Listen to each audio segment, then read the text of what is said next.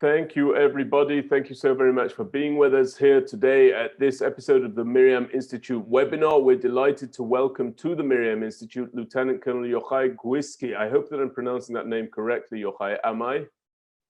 It's Guiski.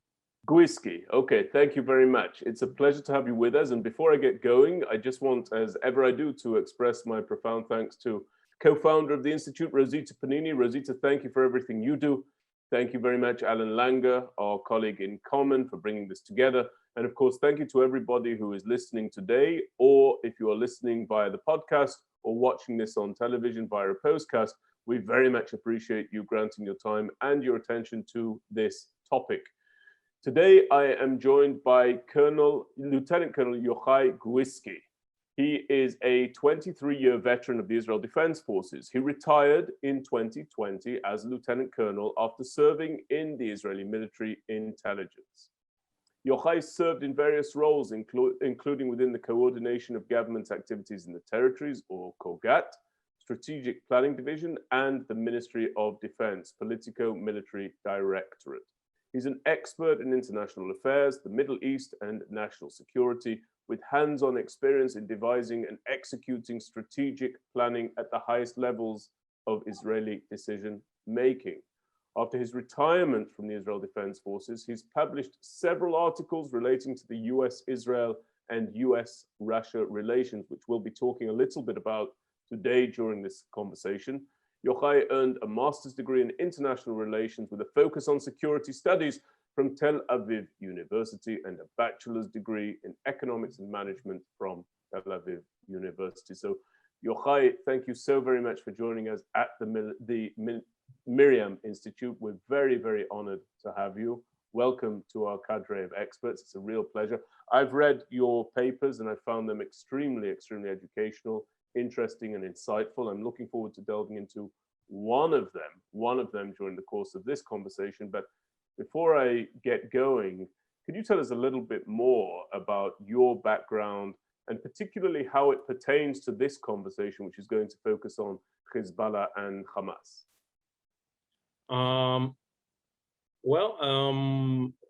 I live in Ramat Gan in Israel. I am with my wife and two small children. With what pertains here specifically is my intelligence background and my strategic planning background, which dealt to a large extent with Hezbollah and Israel's overall strategic situation. So I can comment on what is happening both from the IDF, from the blue side, and then from the red side, from what I know about Hezbollah.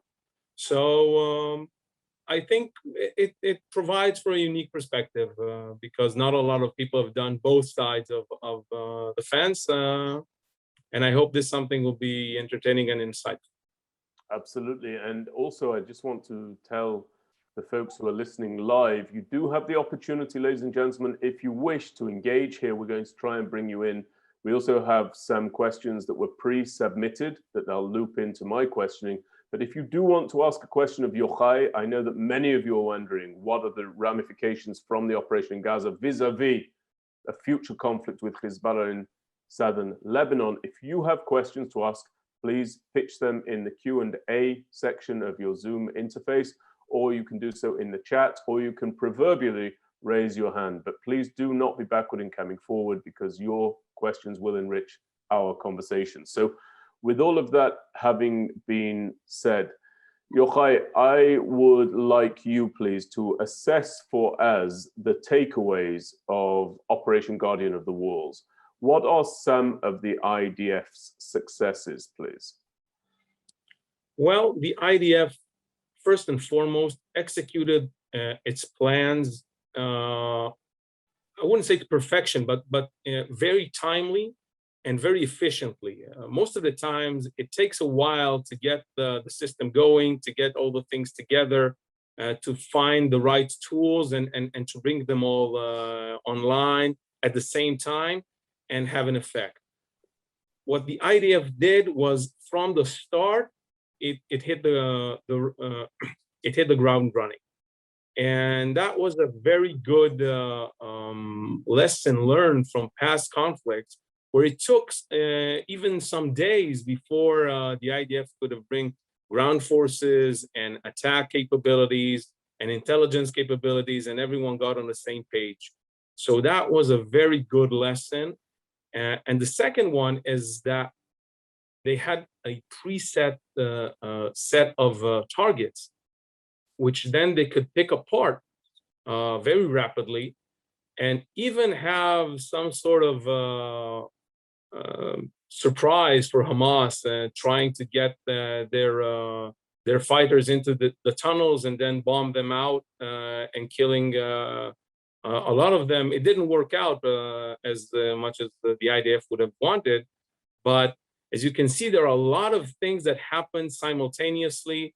The IDF came prepared, came with a plan, and executed it very rapidly and very efficiently. That's a very good thing when you're dealing with situations of terror organizations that are working and operating from urban areas. So executing plans decisively, fast, and precisely is how you get those things. I would say you get the goals, you hit the mark, and you have achievements with regards to a very difficult situation to work at and militarily, because you have to attack in highly sensitive areas. So having a plan and executing it efficiently is a very good thing. And you know, you've made mention about the IDF not needing to crank into gear its response on this occasion. I remember in my own military service that there's usually a 24, 48, oftentimes 72-hour period of time before suddenly the reservists start to push back. And we all know that the reserves constitute the backbone in the case of a major conflict of the defensive capabilities and the offensive capabilities of the IDF. At least that used to be the case. Are you saying that that's no longer the case, that you're going to see in future conflicts a rapid response, rapid engagement, whether that involves the ground troops or not, we'll come to later, but you think that there's a turning of the page to be ready to go and to hit the ground running? Yes, I think that's exactly right. I think this is part of what General Kochavi did with the IDF.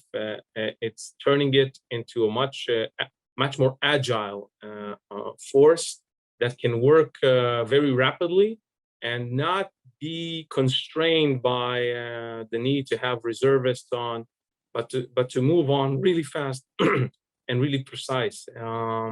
That's the plan.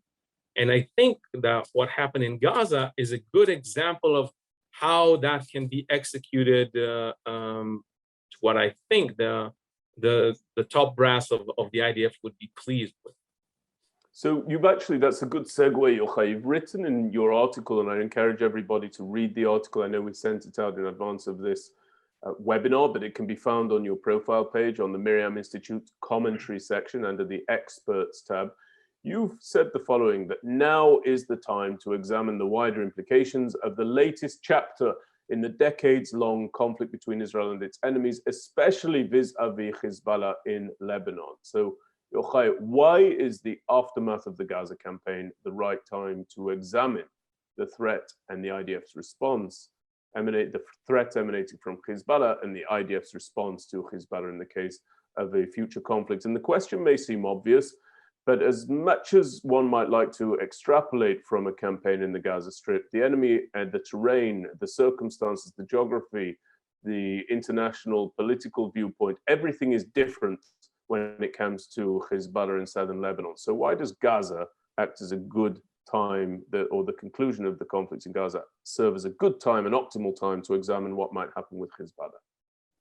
Well, I would have to try and analyze it a bit differently.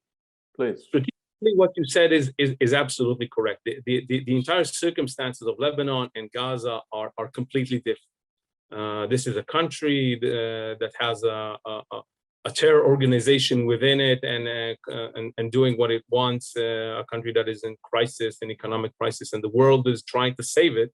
while Gaza is an enclave ruled by a terror organization and is besieged from all around.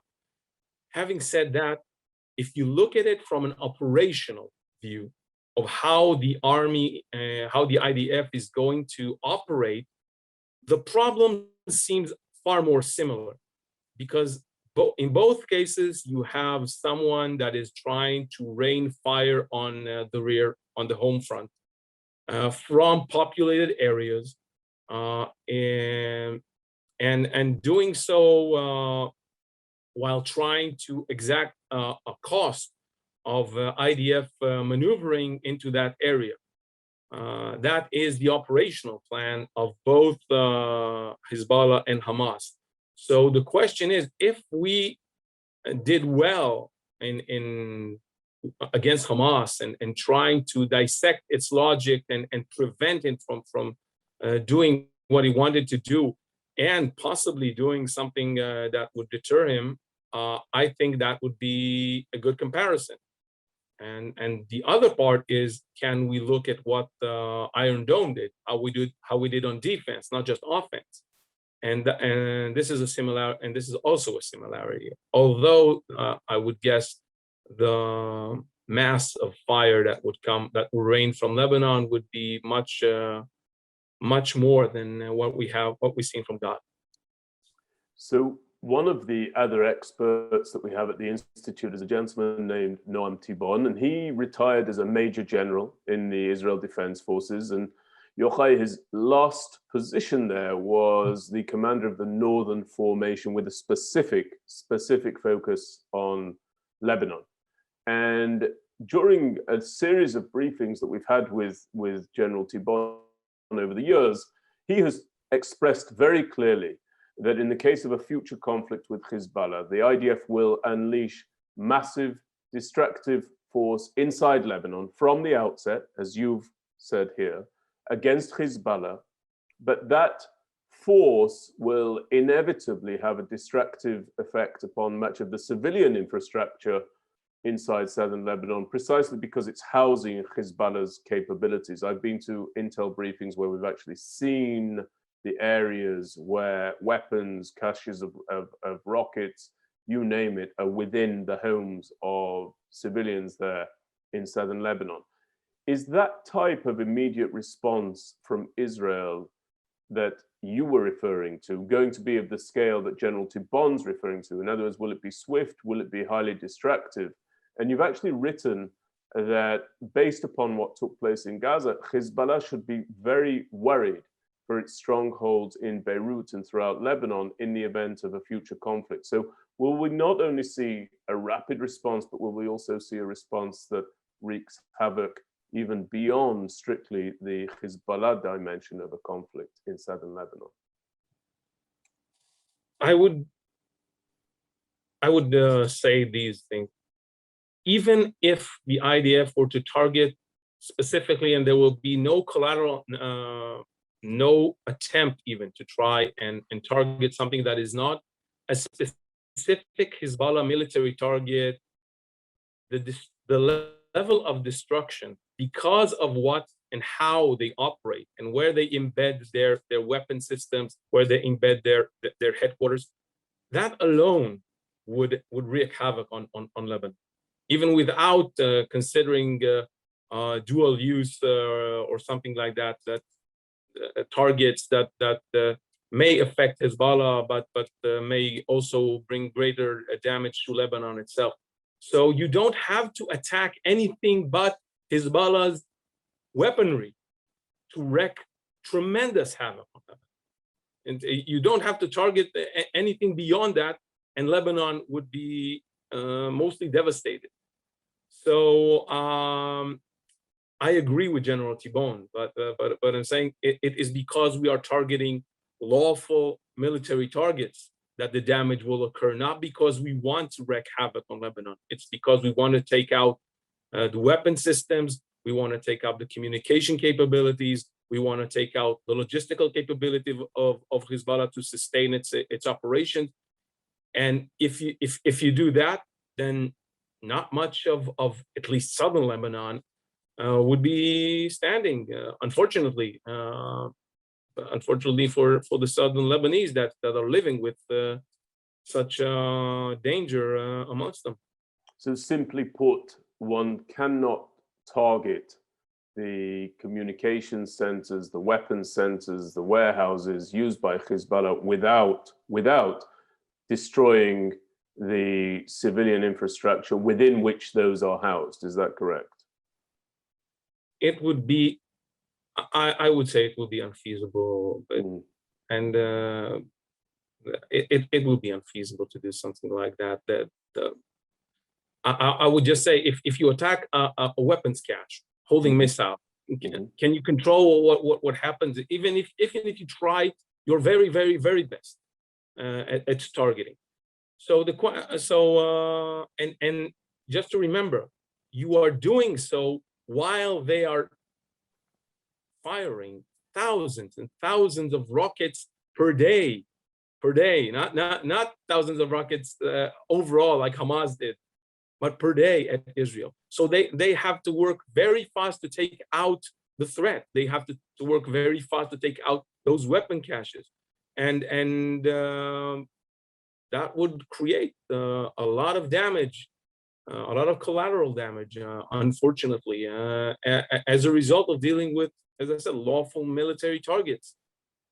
And you know, we should mention there's an endless amount of apology made by spokespersons, official, non-official, with regard to the collateral damage caused on the side of our enemies.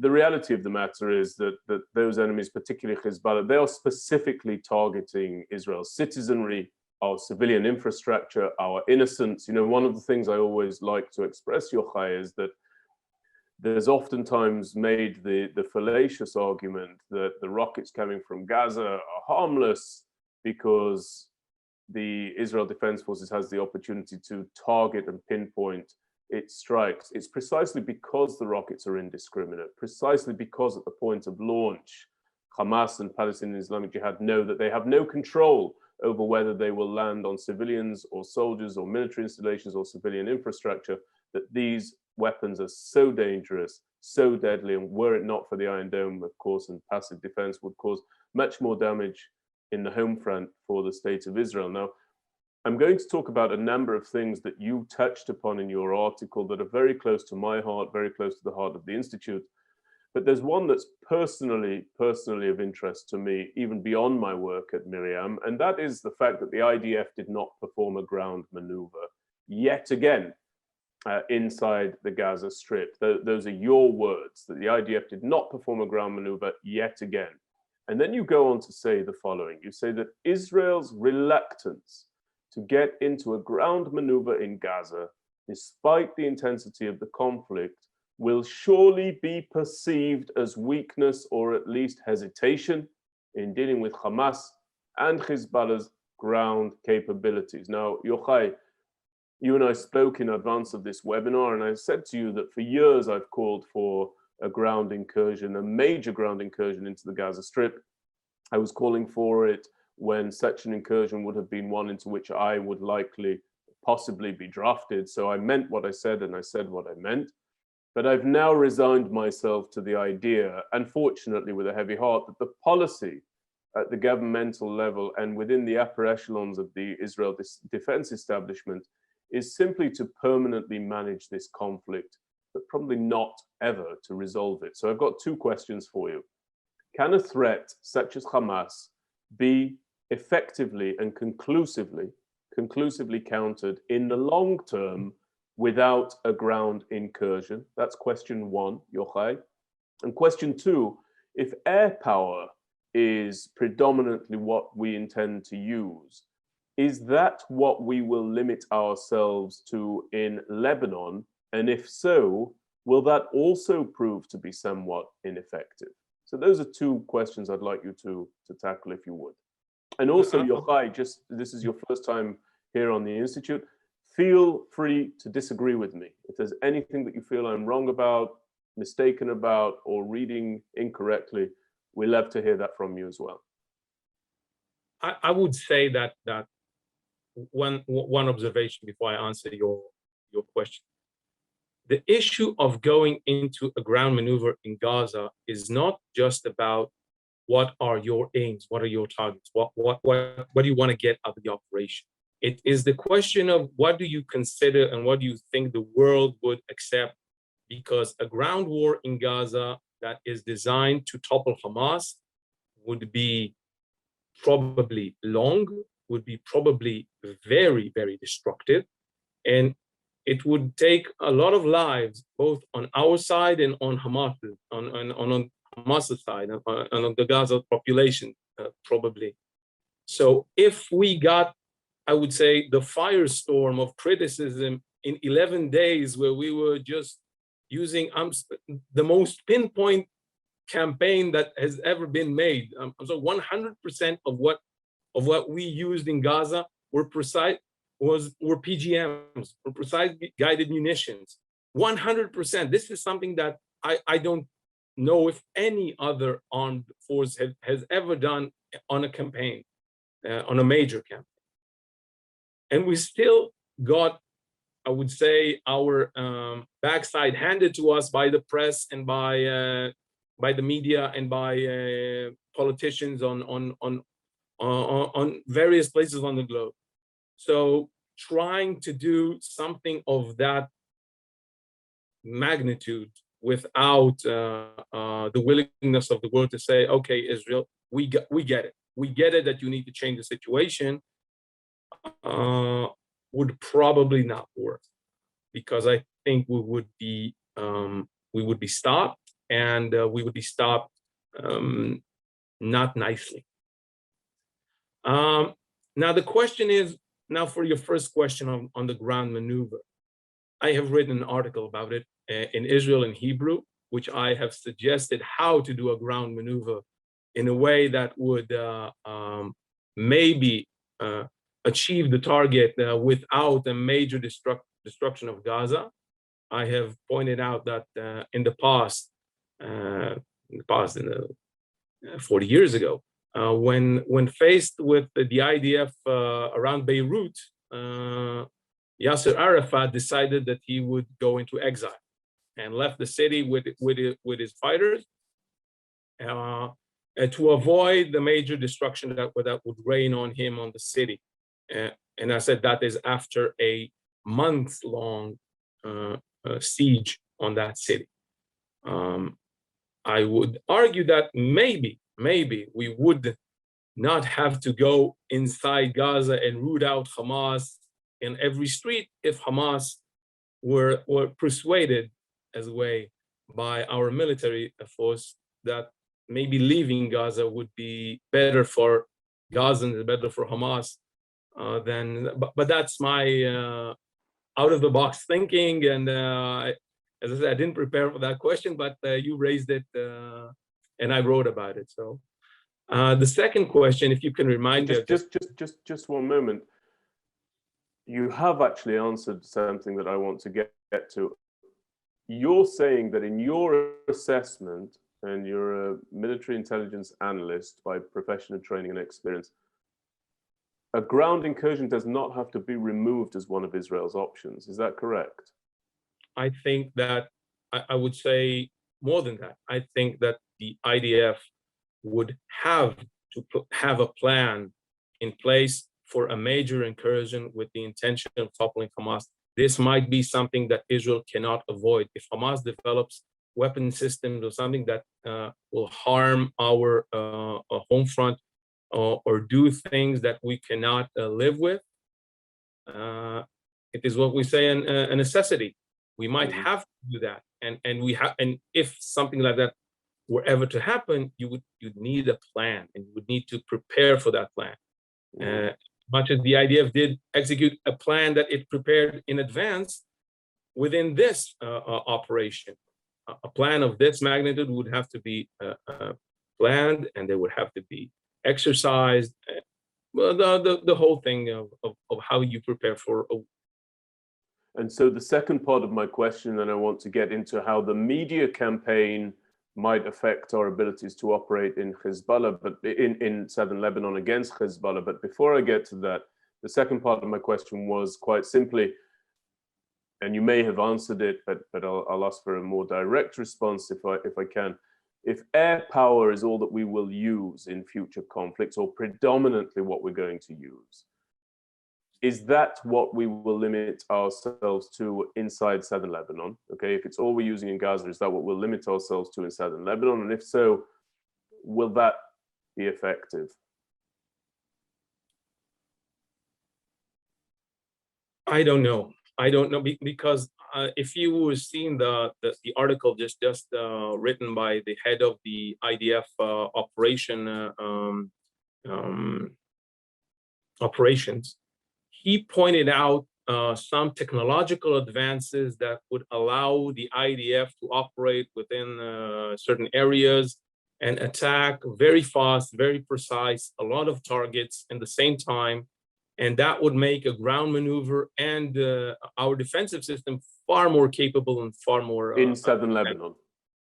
I would say that if you have something like that, then a maneuver, an incursion into southern Lebanon and into Gaza would be far easier, militarily speaking. I'm not saying it strategically, because of all the damage that it would incur on the other side.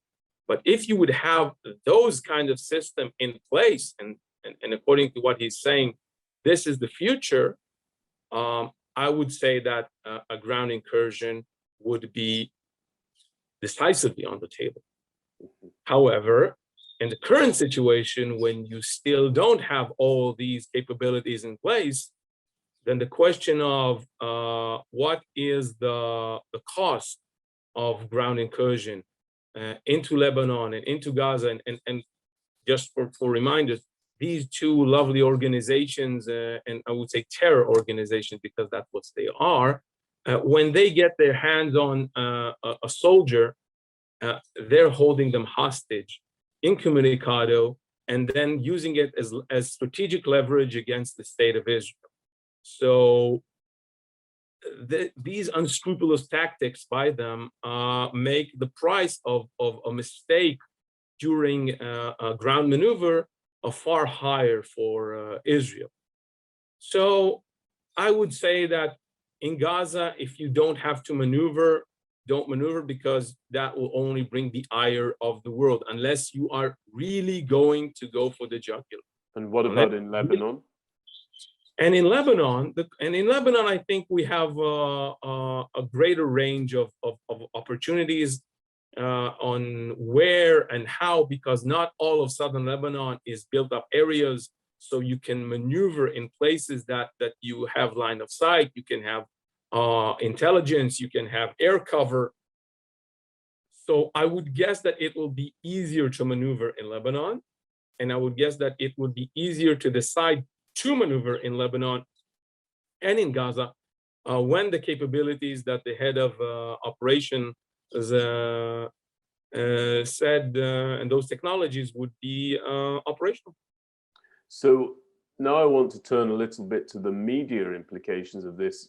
In extrapolating from the fawning of the press toward the Palestinian narrative during this most recent campaign, you wrote that, quote, "The focus on the humanitarian impact of the conflict by the press is steadily growing, as is criticism about the power gap between Israel and its enemies.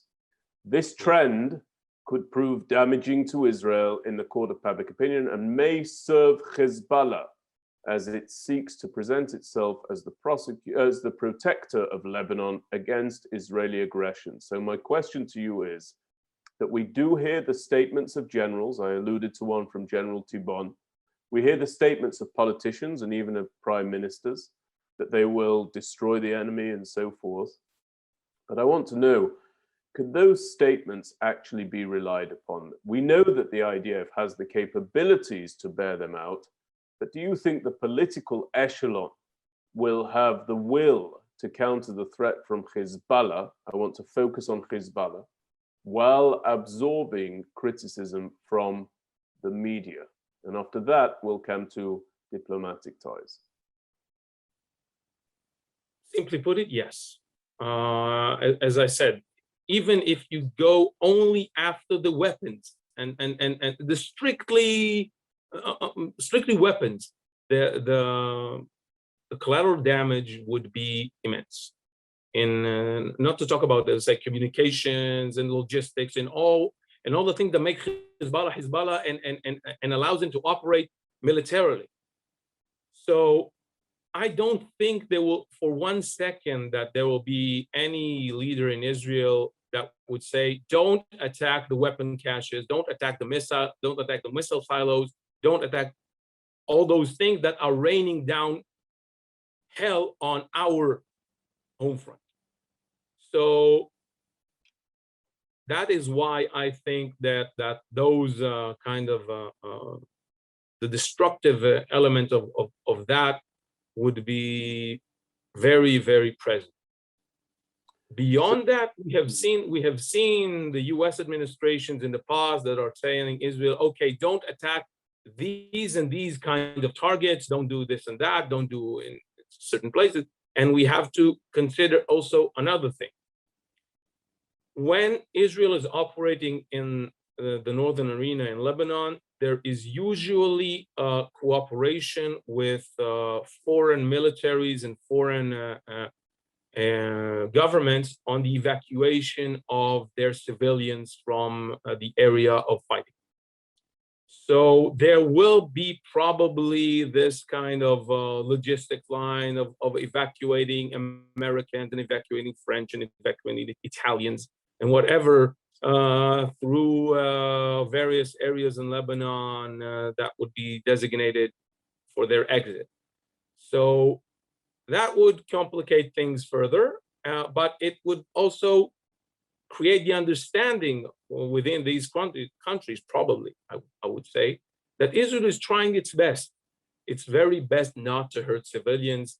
And when it has the opportunity to allow civilians to evacuate, to leave the areas that will be severely damaged because we are taking out the missiles that they're firing on us, I would hope it would mitigate just a little bit of the damage and of the vitriol that will be rained upon Israel during and after the war. So even more important than the media coverage, of course, at least in my assessment, is the relationship between Israel and the United States. And you have expressed very clearly, and this is something that we at the Institute, and even with our predecessor, Our Soldiers Speak, we've seen coming down the pike for a long time. There's no surprise here. There are cracks in the support for Israel in the United States of America, in the mainstream media, at the grassroots level, in the liberal, progressive sections of the political field, and most worryingly, in Congress. It makes, this is you speaking here, it makes Israel far more susceptible to international pressure and or retaliation because of its growing dependence on America for weapons, systems, and political support. And to our audience, I want you to listen carefully to what Yochai wrote here. I'm going to read just an excerpt from it. Quote, US senators and members of the House of Representatives appear ready to stop Israel from acquiring American weapons, or at least make it much harder. The overall implications could affect the way Israel would be able to fight in Lebanon and defend itself in terms of duration, targets, and forced ceasefires. Now, while you have said, Yochai, that you deemed the Biden administration to be supportive of Israel, you obviously have an issue with what's going on that wing of politics, the Democratic wing of politics. Can you tell us how this erosion of support that you've written about affects Israel's freedom of operation inside southern Lebanon in the event of a third Lebanon war? Step away from the media aspect, talk to us about the retaliation you've spoken of, talk to us potentially about sanctioning, the lack of delivery of weapons systems, any of that you'd like to educate us on. Well, I'm going to say that this way. The power of the United States is immense when it comes to how important it is to Israel and what it can achieve. When we're looking at a war in the north, what the question that is always on our mind is what happens next? What happens when we end this? And then the value of the U.S. is immeasurable. The U.S. would be in charge of shaping how a United Nations Security Council resolution would be brought about, if that is the way that it ends, and the force that will, and how afterwards Lebanon, the rebuilding of Lebanon would be leveraged into cutting away Hezbollah from its major supply routes from the Lebanese government, rooting it out from the military, rooting out its influence, and for Israel itself, the United States would be important as a resupplier. We would use a lot of weaponry in the north, so we would have to acquire quantities of weapons, so the IDF would regain operational capabilities. So all of these things would be dependent on the U.S. Capabilities and on U.S. willingness to help Israel achieve them. And I'm saying not to mention that part of the Iron Dome missiles, the Tamir, is produced in the U.S. By U.S. companies, part of it. So everything that goes to post-war stature, the U.S. has an involvement in. And if some senator places a hold on certain weapon systems, certain needs of Israel, this could create complication. If the willingness to be proactive and applying certain, let's say, protocols that are between Israel and the United States on the issue of resupplying, if those are operated more sluggishly, it would impact how Israel and the IDF would be resupplied and ready for the next war. And that would also impact our deterrence in the meantime, when our enemies know that we have been partially depleted and may think that that is a good time to do certain things while Israel is recovering. All of that is dependent on the U.S. And the question is whether the U.S. would be willing to be forthcoming, to do it in a way that is conducive to Israel, that is supportive of Israel, or will it be with strings attached? The question is, and what we look at, and the answer is, I don't know. We have had not such a good example during the Obama administration, where during Operation Protective Edge, the U.S. decided that it would take its time with certain requests from Israel, and it then it wasn't the best of things. And if you're talking about the Bernie Sanders proposal in the Senate, these are even much stricter limitation on how Israel can use, can buy, and can be resupplied. So hopefully all of these will not come about, and that the administration would be poised and as beneficial as the Biden administration has been thus far. But I would say in the past, there was nothing like this. There was no one who was saying, okay, let's not give Israel. Let's put strings attached to what Israel's military and security assistance would be. And as there's a saying that a gun in the first episode of the show will fire in the third one, at the third stage of the show. So I hope not, but it's an implication that is not helpful for Israel and may be viewed positively by our rivals.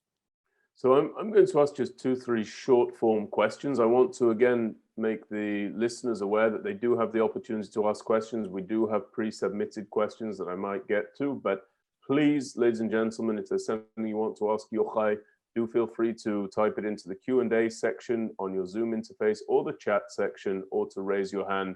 And if you want to ask it verbally, we'll be happy to unmute you in order to do so. So you do have a few more minutes to engage. If not, then I will carry on and try and bring in some of your pre-submitted questions, which I see here. So the other thing that I'd like to ask you about, Yochai, is just a very short answer, if I may. Is it time, given what you just said, for Israel to diversify its security relationships beyond the United States? And if so, where do we diversify to? It's a tough question. It's a strategic question more than a military one. I myself, I don't think we should diversify. I think that the relationship will be robust enough. The support would be there, and what we're seeing here is more of quarrel in the family, and we will get past even those kind of struggles within. And because I believe, maybe I'm naive about it, that the United States and the United States people and the United States government truly feels and truly have a connection with Israel, with the Israeli people. And even if we disagree on certain things, on certain aspects, we know how to resolve them. And we have been through a lot in the past. I have seen pressure brought to bear in the past that was, I would say, brutal even. And we have lived and we have prospered, and beyond that in our relationship. So I don't believe Israel should diversify to other relationships.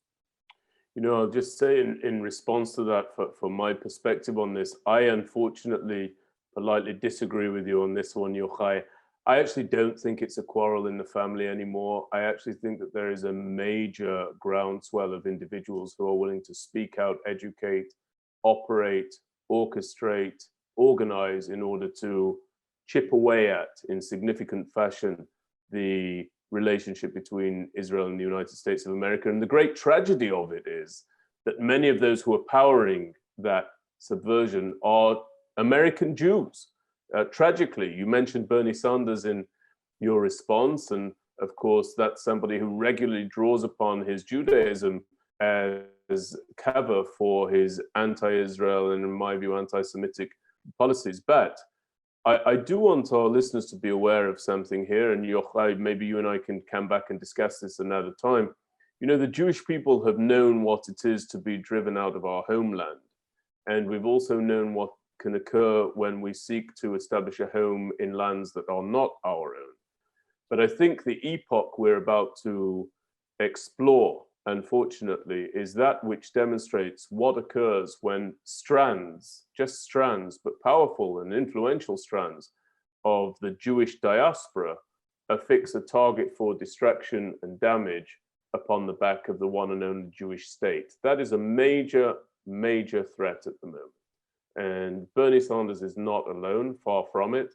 The younger generation of American Jewry, in many cases, far from all, but in too many cases, is virulently anti-Israel, virulently self-loathing.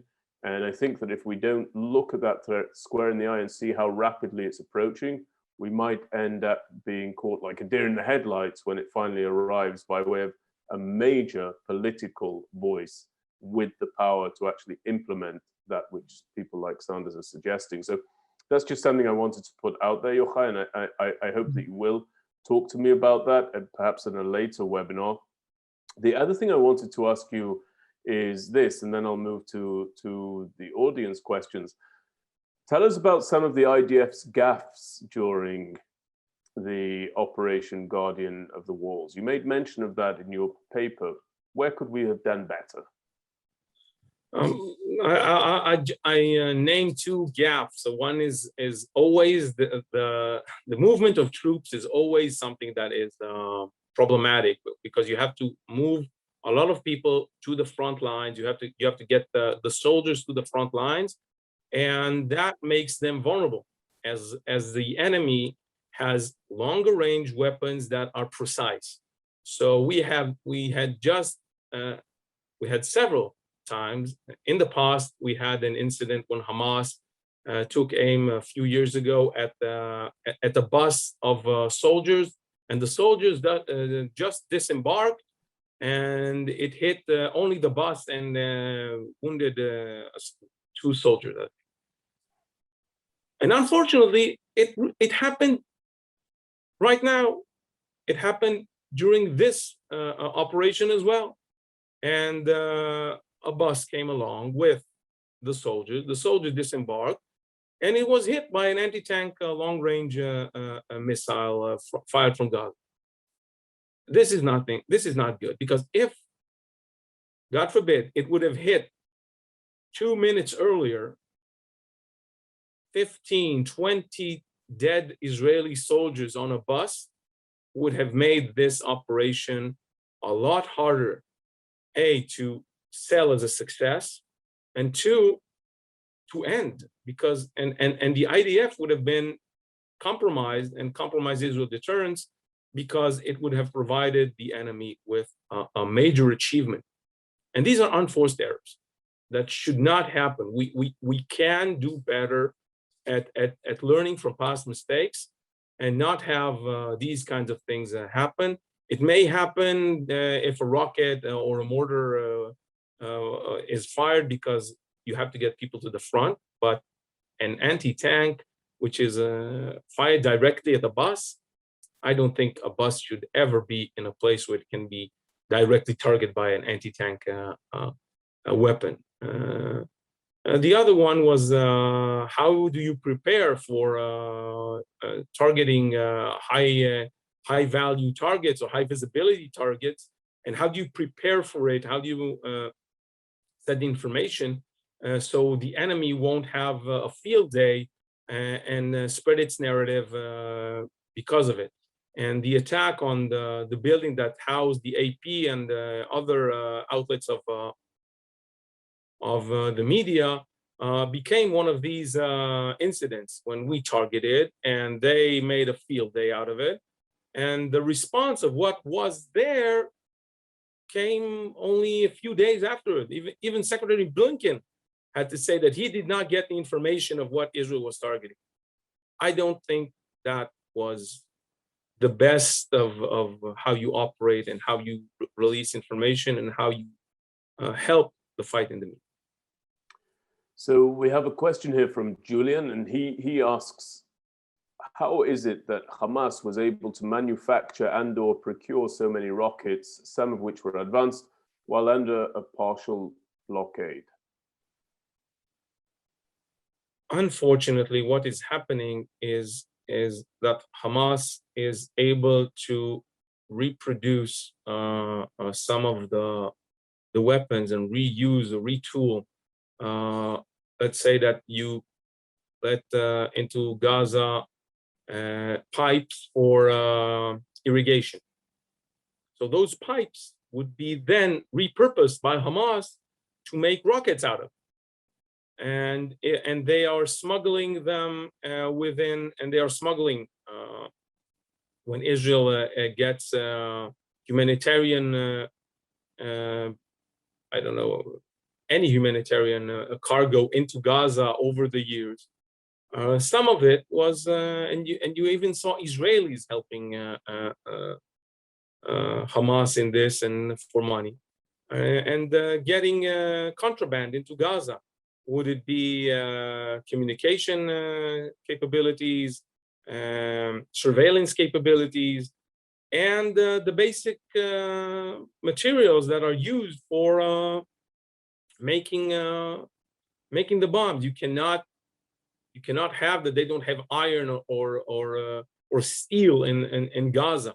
You need steel for reconstruction. So if you put steel into Gaza, even under UN supervision, and then only a fraction of a percent of it is gone, or 2% of it is gone, it's enough to make rockets, a lot of rockets. Don't we also have a problem with the Egyptians allowing contraband in? Yes, but Egypt has done a good job of trying to close that gap. Under President Sisi and under his understanding that the connection between Gaza, Hamas, and other Gaza terror organization, and the Islamic State in the Sinai, that was very bad for Egypt. That produced a lot of casualties to the Egyptian armed forces in Sinai and other way in other places in Egypt. So they cracked down on it, and they're doing better. I don't think they are. It's sealed, and there probably is a way through Egypt into Gaza, but it's much less than what it used to. So, Yochai, my two last questions in the 5 minutes we've got remaining. You weighed in during this most recent conflict. There were American chat show hosts who decided that they were experts on the Middle East, and they pilloried and attacked and defamed and delegitimized Israel and the IDF. And you, as a military intelligence officer, felt compelled to weigh in on this, one in particular. Tell me why you found that so very troubling, and tell me why you felt compelled to respond to it. You know, some of these are people that you give our audience the context for it, Yochai. Yeah, but if you heard the monologues by Trevor Noah or John Oliver, you had to feel attacked. You felt that they were conveying something, as you said, very deep. You talked about the changes in the U.S. and how Israel might face this groundswell of change, and that we need to be prepared for it. You can be prepared, and you need to address it. You need to fight back. You need to convince people of what you're doing and how you're doing it. And when people like Trevor Noah, and I find his reasoning compelling. He touched a note, an emotional note. He said, "How do you do this? And children are dying. We don't want to kill children. Israel doesn't want to kill children. We're not trying to hit Hamas. We're not trying to get it on its knees. As I said, we didn't even try. So not trying to even understand what is the question, what is the problem that Israel is facing, I think it's obtuse. It's something that people don't even try. But they're going into the motion of saying, oh, dead children, Israel responsible. Yeah, we don't like that, so Israel is at blame. And I'm saying, hold your horses here for a bit. I understand your logic. I understand the emotional distress that children, that dead children create. We're not there. We're not trying to have that. We're not trying to punish the Palestinian people. Like some other celebrities have used the word genocide and then apologized for it. We're not trying. We're not there. We get it. But I'm gonna say, if you want us to get it, then you also have to get it that Hamas and those other terror organizations are operating in a way that makes it inevitable that civilians will be hurt. And I would quote here our late Prime Minister Golda Meir, who said, I'm paraphrasing here, she said, we can forgive our Arab neighbors for killing our sons and daughters, our sons, but we cannot forgive them for making us kill their sons. This is how we come to this issue. We don't want to kill children. We don't want to have civilians die.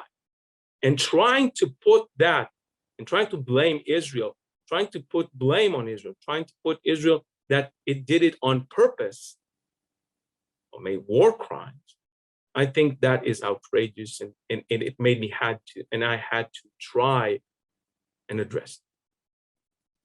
Well, I really applaud you for doing so. I'm not going to get to my last question, unfortunately, on this webinar, but I do very much appreciate you doing so. People can read Yochai's piece on the monologues and the accusations and allegations of talk show hosts under his profile, which, as I say, is at MirYamInstitute.org.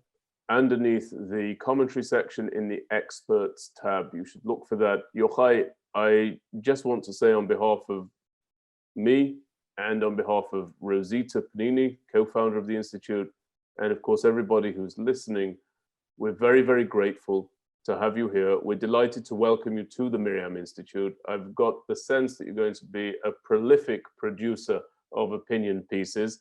You and I spoke offline, and I asked you, are your parents from an Anglophone country? And you said no. And then I said, well, where did you pick up your English? And you said, I just picked it up. I still am not sure that I believe you, because it's absolutely flawless, but certainly we have all been the beneficiary of your linguistic talents today, but also, of course, of your strategic insight, your intelligence insight, and your very apparent care for, love for the state and the people of Israel, and also the Jewish people wherever they may be, and our friends, of course, who are not necessarily of the Jewish faith, but whose friendship is needed now, perhaps more so than ever before. So I just want to reiterate our profound gratitude to you, and I also look forward to hosting you in the future, and may the days of Shalom al Yisrael, peace over Israel, endure. Thank you very much indeed, Yochai. Thank you. It's a pleasure.